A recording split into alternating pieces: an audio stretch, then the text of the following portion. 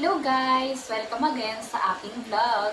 So for today ay sasagutin ko yung mga tanong na nilapag nyo sa aking YouTube and then sa aking IG. So I hope na dyan lang kayo, sit back and relax. So habang nagpo-vlog ay kakain muna tayo ng mani. So, malakas yung ulan ngayon. I hope na kung saan man kayo ay ligtas kayo. And sana tumigil na yung ulan kasi yung mga tao and then yung mga hayop, of course, kawawa sila during this season. So, ayan, start na tayo for Q&A!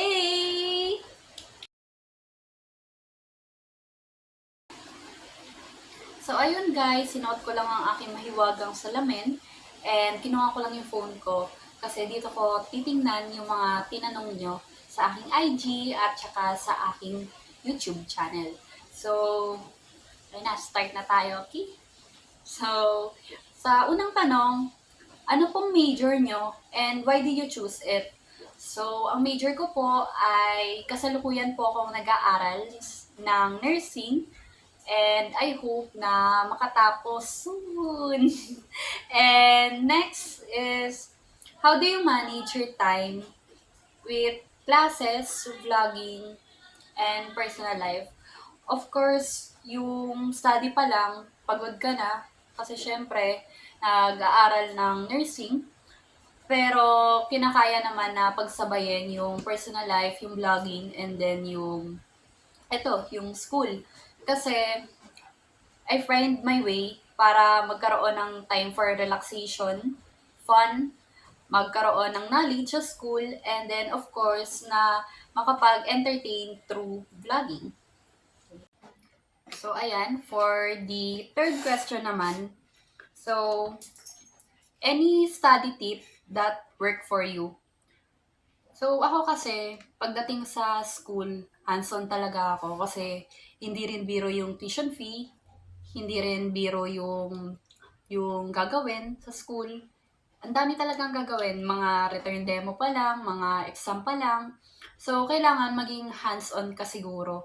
And siguro, make sure na magkaroon ka rin ng time sa sarili mo kasi hindi maiiwasan na magkakaroon ka ng burnout eh. Dumarating din sa stage na ganun, lalo na kung tuloy-tuloy yung work. So, I guess kahit na sa isang araw is magkaroon ka pa rin kahit ilang minute lang para sa sarili mo. Kasi feeling ko kapag na-burnout ka ng super duper duper, is parang wala na rin papasok sa sarili mo eh. Wala ka na rin papasok sa knowledge na meron ka. So, I guess kailangan yun na may time ka for you, may time ka rin for work and school since mahalagang balance sila palagi. So, ayun, sana nasagot ko. And, ayun, iwasan din pala yung cramming. Literal yun. Kasi, sa college, parang hindi siya kaya i-cram. Parang super, kailangan maging hands-on ka talaga. Kailangan mag-focus ka. Kailangan mo magseryoso sa school. So, ayun. So, andito na tayo sa number 4 question. So, what's your morning routine as a college student? So, depende naman yan sa routine mo. Ay, wait lang. Hello muna tayo kay Jaja. Hello muna kayo kay Jaja. Ay, baby. So, yan. Focus muna si ate. So, ayun. For our number 4 na question is, ano nga ba yung morning routine na ginagawa ko? Like I said, is depende siya sa routine mo as individual kung saan ka magkakaroon ng energy pagpasok. Pero usually ako, normal lang. So, pagising ko agad, pray, kain, so, ligo, afternoon, tapos kapag nasa biyahe, habang nasa biyahe actually, is nire-review ko na yung mga dapat reviewin.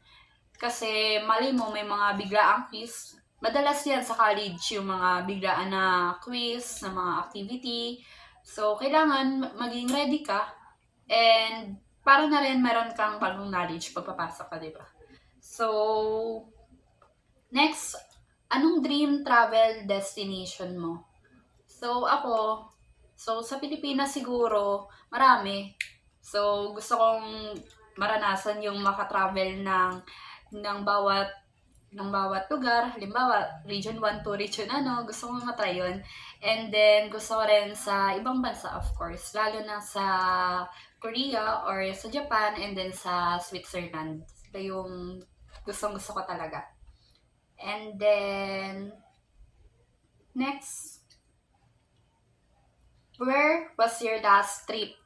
So, kung nanood kayo ng first vlog ko, actually, siya yung pinaka last trip ko na nagawa for now. So, Bicol. So, ang Bicol ay mahalaga sa akin and special place for me. So, next. So, how do you stay fashionable ng student budget? So, fashionable. So, minsan, hindi talaga ako usually na bumibili. Madalas lang. So, um, so, how do you stay fashionable sa student budget? Kapag hindi naman kasi ako madalas, like occasion lang, or may mga times na yung fashion is nagtitipid ako, of course. Kasi, para hindi ako bumibili na mahal. Kasi, I think sa cheap price, may mabibili ka na rin na maganda and magagamit mo na rin pang gala. So, usually, bumibili ako sa TikTok, sa Shopee, and marami pa na affordable pero magaganda ang quality. Like, sa Taytay Tiangge, yan, marami din mga damit doon na sobrang mumura pero sobrang worth it ipang fashion or ipang bihis sa mga occasions, sa mga gala-gala. So, yun. And then, favorite color to wear. So, usually, yung mga color ngayon na sinusuot ko is very, earth color. Wow, earth color! So, earth color, like, ito, yung t-shirt ko, I usually wear yung mga red din na mga cloth. Kasi feeling ko kapag red yung color ng sinusuot ko, feeling ko lumalabas yung color ng balat ko. Mas lalo siyang na-emphasize. Wow, emphasize! And, ayun, yung mga, usually mga black din, yung mga white, mga casual. Ayun lang yung mga color type na, ano nga yun sa millennial or sa Gen Z? Aesthetic. So, ayun. Ayan yung mga sinusuot ko lang, usually in color. Pero, ngayon kasi, nagtatry na rin ako ng iba't ibang color. Like, color ng pink, yung mga color ng yellow. Tinatry ko rin siyang suotin. I think, depende naman yan sa style ng gagawin mo. So, pero hindi ako nagko-combine ng mga color. Like, red yung shirt, then red yung bottom, hindi. Minsan, color red yung shirt, then white, possible na white. Mga ganun lang. Ayun. So, ayan. So, sorry kung may mga maririnig-rinig kayo kasi it's already 7:57 pa lang dito sa Manila. So, ayun. So, yun. Next is, why did you start vlogging? So, siguro ayun din yung mga question talaga na nag-pop up. Maybe because hindi rin sanay yung tao na I'm doing a vlog kasi I'm usually quiet type of person talaga na I want some private life. And I just realized lately na maybe it's start for new chapter for me.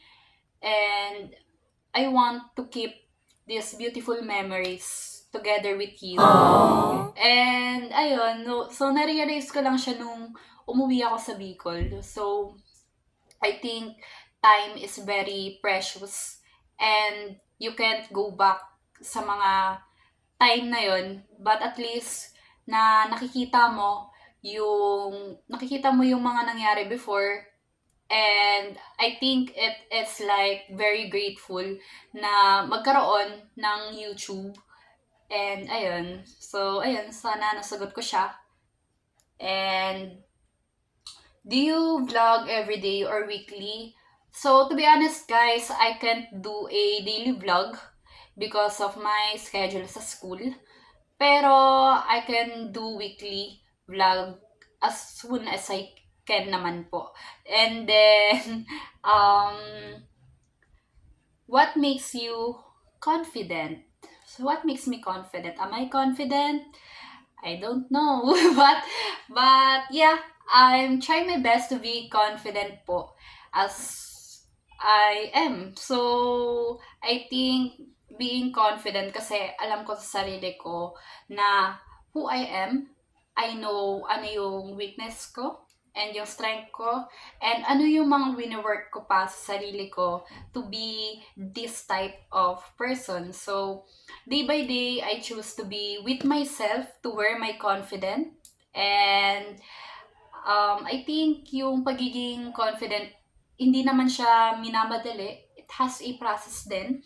So, ako, I usually, like what I said kanina is very introvert akong tao. And bibihira lang ako na kumausap or makipaghalubilo sa mga tao. Pero hindi ako masungit, guys, ha. I'm just shy. Yun talaga. And feeling ko kakainin ako ng lupa pag kinausap ako. Uy. And then, ayun, I think very na, ano ko na rin siya na maging confident na rin, winner-con ko siya. And ayun, may nakapagsabi nga sa akin before na ang pinakamaganda daw na suot ng isang tao ay ang kanyang ngiti and ang kanyang confident para sa sarili niya. Ayun. So, how do you handle failure?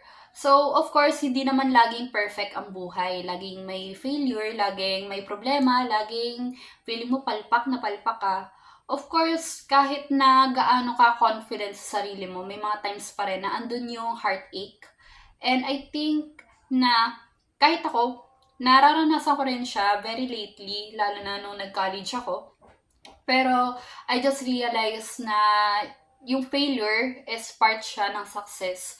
I won't be here and still fighting for my degree if hindi ko naranasan yung failure na yan. So, if I stop, so may mga bagay na maraming, alam mo yun, nasayang. So, I'm just, kinukuha ko lang yung failure or natututo lang ako sa failure and continuing yung life ko and yung profession na meron ako. So, ayun. So, sabi nga is, failure is a part of success. Huy, nag-quotation siya! Ayun, pero ayun, yung masasabi ko, I think it's true naman na hindi laging perpekto ang buhay. So, may mga failure kang mararanasan in order to learn and makilala mo pa yung sarili mo. Ayun. So, ayun.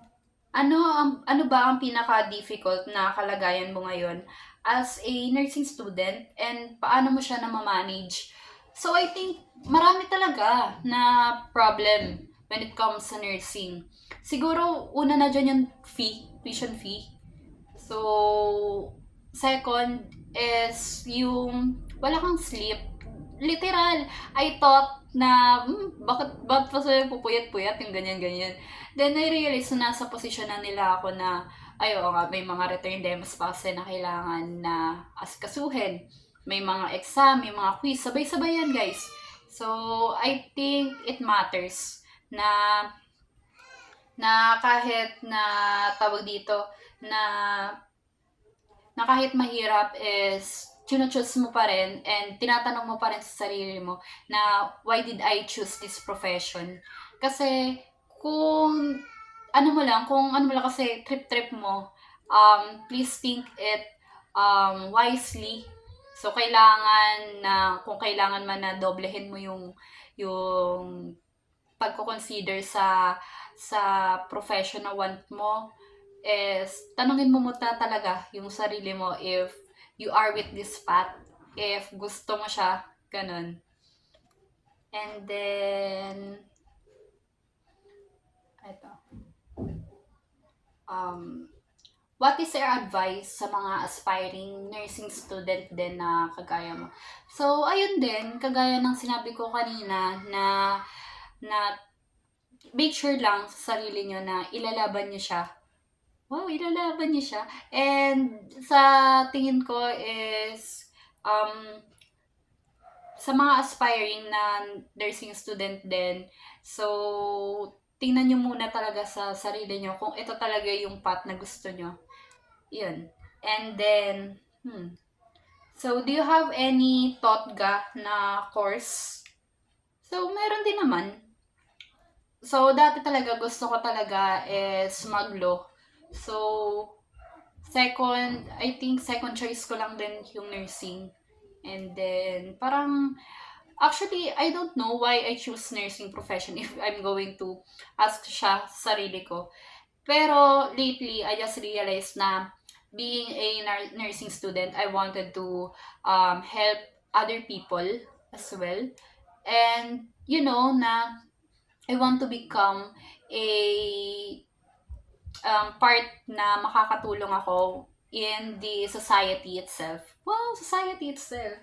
And, ayun. So, if may iti-change ka sa past mistake mo, ano yun?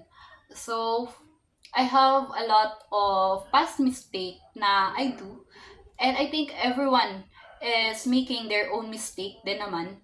So, pero for me, I'm I'm saying na I won't change anything about my past because what matter is yung past na yun is natuto ako how to become a great person and version of myself. Uy! So, ayun. So, hanggang ngayon is, syempre, wino-work on ko pa rin to become a good person para sa sarili ko. So, ayun. So, ayun. Rachel, kamusta ang pagiging college student? So, same sa others. So, for now is hindi pa tapos ang aming summer class. So, yun, araw-araw may pasok, nakaka-stress, nakakapagod. So, di naman sa nagreklamo guys. Pero, ayun talaga siya. Nakakapagod talaga siya. And I think I just wanna say na I'm okay naman sa ngayon. Sa ngayon, I'm okay naman. So, nakukuha ko na rin yung rest. And then, yung parang rhythm na kailangan ko magpahinga, kailangan kong mag-aral, kailangan ko matulog, ayan, kailangan ko mag-vlog. So, ayun. And then, ayun, 18. So, ano daw pakiramdam na wala daw kapatid? At first, nung una, syempre, parang, ba't sila may kapatid ako wala? Yung parang ganun. Syempre, I want someone na may malilin ako. So, like, kapatid, ganyan. Pero lately, I just realized na, hindi ko na mababago yun eh. I just have to stand alone and be independent sa sarili ko. Ayun. So, kung mag-iiwan ka ng marka sa nursing industry, ano sa tingin mo yung gusto mo, yung magiging trademark mo as a nurse? So, hindi ko naman iniisip na magkakaroon ako ng trademark as a nurse. Or magkakaroon ako ng something na malaking marka sa bawat puso. Uy, bawat puso. O sa tawag dito, sa mga patient ko. Oh, future patient. So, I just want to say na wala naman ako expectations towards that. I just want to become a good nurse talaga. I just want to take care to someone and I know na yung mga patient is may worriness sa kanila eh. So, I want to secure or feel them na andito ako as a nurse. Ayun. I think ayun yung pinaka feeling ko gusto kong mangyari if I become a nurse in the future. So, ayun. So, do you enjoy your course or is it stressful? I enjoy my course, guys, even if it is stressful. So, to answer this question, both. Hindi pwedeng isa lang. Kasi, imposibleng hindi ka may stress sa profession na pinili mo. Pero, at the same time, masaya ako, natututo ako. Yun. And then, do you like to travel with family, friends, or alone? So, hindi ko pa nararanasan na mag-travel alone. Pero gumagala ako na mag-isa. Pupunta ako sa mall.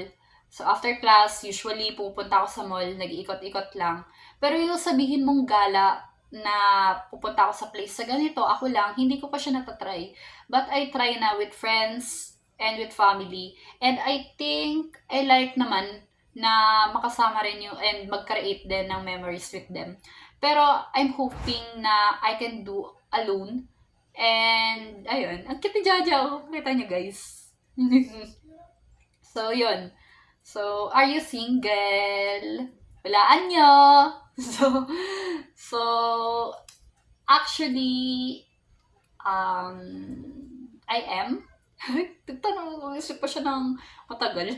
So, I am single. So, for now kasi, I'm enjoying yung company ng mag-isa. But I'm not closing my door with anyone naman. For now, I'm just thinking na yung career ko muna, and then ako.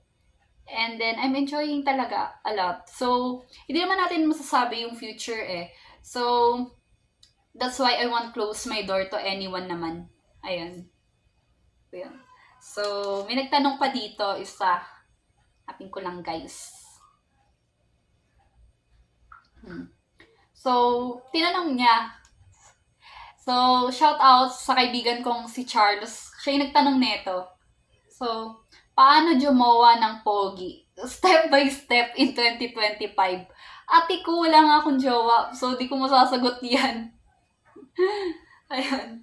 So, ayun guys. Tapos na lahat ng question. I hope na naging satisfied naman kayo sa mga answer ko. And kung gusto niyo ng part 2, pwede naman. So, actually, meron din ako na ipopromote is yung book with Sir Abet Banico. So, ang title niya ay mabibili siya sa marami siyang akda actually. Actually tinanong ko si Sir kung ano yung pinaka gusto niya na akda na isinulat niya. And yung sabi niya ay yung Sa Piling Mo daw. So, ayun, kung interested kayo guys, is pwede naman po kayong bumili and basahin niyo po siya. And I know Sir Abet naman po, isa po siya sa mga magagaling din na writer. And I hope na yung mga writer dito sa Philippines is magkaroon din sila ng mas makilala pa. And marami po na magagaling na writer. Kung hindi niyo na po itatanong, is sumali rin po ako sa writing workshop this last year. So, ayun. So, kung ano-ano na ata yung pinasok ko. So, may pumasok na sa vlogging, pumasok na sa writing. Ayun. So, ayun lang guys. So, thank you so much for watching this. And wait, bago pala, may nakalimutan pa ako i-shoutout. Shoutout pala kay Grace Espinosa. Hi Grace! Thank you for subscribe and sa panonood. So, ayun, thank you everyone for watching this. And kung sino pa hindi nakaka-subscribe, subscribe ka na. And ayun lang. Bye-bye! See you guys!